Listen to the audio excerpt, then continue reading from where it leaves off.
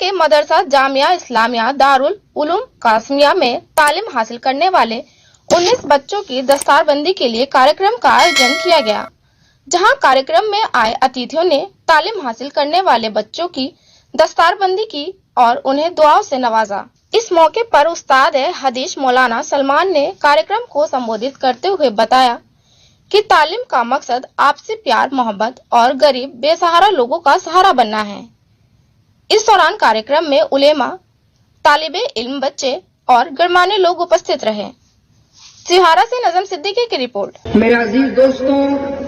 और बुजुर्गों, आज हमारी महफिल को रोशन, ताबनाक, तारीखी और यादगार बनाने के लिए स्टेज पर ऐसी ऐसी रोशन हस्तियां जलवा अफरोज हैं कि जिनकी जियारत बाइसे सवाब, जिनके फरमुदात खैर व फलाह, जिनके इशादात सआदत व बरकत, जिनका मसला